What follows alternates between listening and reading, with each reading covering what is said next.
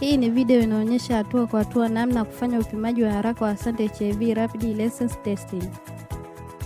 Asante HIV Rapid Response Assay ni kipimo cha haraka kinachotumika mara moja katika upimaji wa haraka wa kingamwili ambacho hutofautisha maambukizi ya VVU moja kwa kuzingatia msingi wa maambukizi ya hivi karibuni. Kimekusudiwa kutumiwa ikiwa na damu ambayo yaweza kuwa sampuli kutoka kwenye mishipa ya vena au kidoleni, sampuli ya seramu au plasma. Ili kutumia kipimo hiki, kifurushi cha Asante HIV Rapid Response Assay kinajumuisha kijiti hichi cha kupimia kilichofungwa katika karatasi ya foil, kifaa cha kukusanyia sampuli ya vipimo na tubu ya bafu. Vifaa vya nyongeza ni kalamu ya wino, kalamu yenye wino mkubwa, saa, chombo cha kuhifadhia vitu vyenye ncha kali, mfuko wa kuwekea taka hatarishi, mfuko unaoweza kutupwa, vifaa vya kusaidia kufanya kazi, karatasi laini za kufutia uchafu. Vifaa vinavyohitajika katika kuchukua damu kutoka kwenye mishipa ya kapilari ni sindano na kifaa chenye dawa kuulia vimelea, pamba ya kufungia vidonda, bandeji au plasta, glovu za kutupa baada ya matumizi. Kabla hujaanza upimaji, chunguza kifaa cha kuanzia vitendea kazi. Tumia tu kama muda wake wa matumizi utakuwa haujaisha na iwapo vifaa havijaharibika. Hifadhi kifurushi cha vitendea kazi kwenye nyuzi joto za sentigredi kati ya 2 na 30. Ikiwa vifaa vilihifadhiwa mahali penye joto pungufu ya joto la chumba, viweke kwenye joto la kawaida kabla hujavitumia. Kama unatumia sampuli zilizokusanywa wakati uliopita, zitoe sampuli hizo kutoka kwenye jokofu na uziweke kwenye joto la kawaida. Mara zote hakikisha unafuata taratibu za usalama na kuchukua tahadhari unaposhughulika na sampuli. Panga vitu vyote vinavyotumika kwa upimaji kwenye meza. Seti saa kutembea kwa dakika 20. Tumia kalamu kuweka alama katika tubu ya sampuli ya bafa ikiwa na namba ya utambuzi. Weka tubu katika stendi. Ondoa kifuniko na kitupe kwenye chombo cha kuhifadhia vifaa vyenye ncha kali. Osha mikono yako vyema na uvae glovu mpya.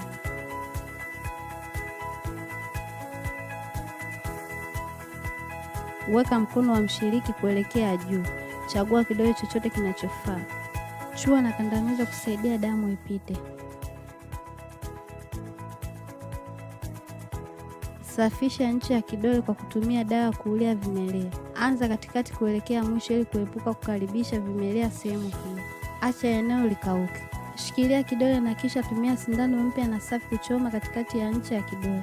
Chomeka sindano vyema ili kutoboa ncha ya kidole. Tupa sindano iliyotumika kwenye chombo cha kuhifadhia vifaa vyenye ncha kali. Pata damu ya kutosha kwenye kapilari moja kwa moja kutoka kwenye ncha ya kidole.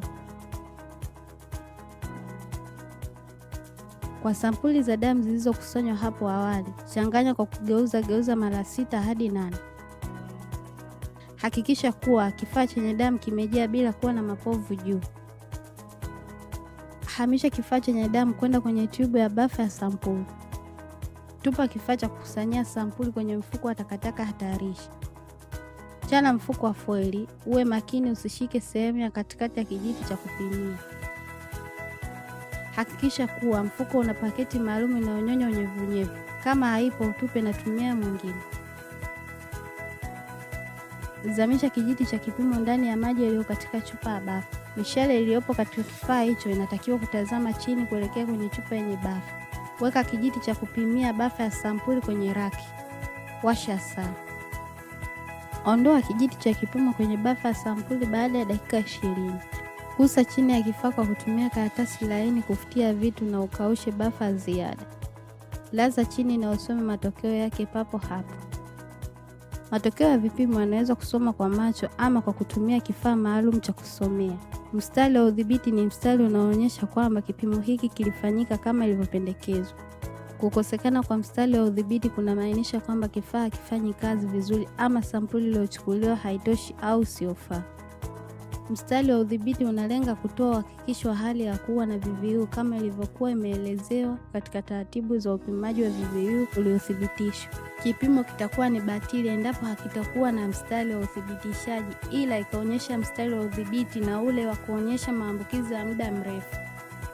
Mstari wa maambukizi ya muda mrefu ni mstari wa kipimo unaotofautisha endapo sampuli ni ya maambukizi ya muda mrefu pale mstari unapokuwepo au maambukizi ya hivi karibuni wakati wa mstari haupo. Ukubwa wa mstari haubadili tafsiri ya matokeo. Uwepo wa mistari yote mitatu unaonyesha kwamba maambukizi ni ya muda mrefu. Uwepo wa mstari wa udhibiti na mstari wa uthibitishaji unaonyesha maambukizi ya hivi karibuni. Endapo kunakuwa na mstari wa udhibiti pekee, matokeo yanakuwa ni hasi, hakuna maambukizi.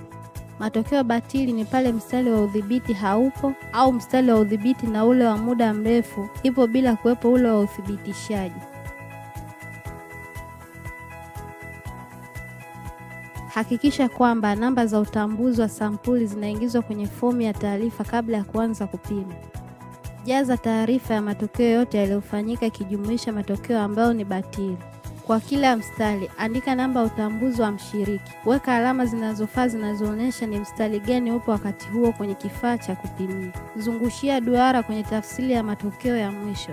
Kwa taarifa zaidi, angalia kikaratasi kilichowekwa ndani ya kifurushi cha vifaa vya upimaji.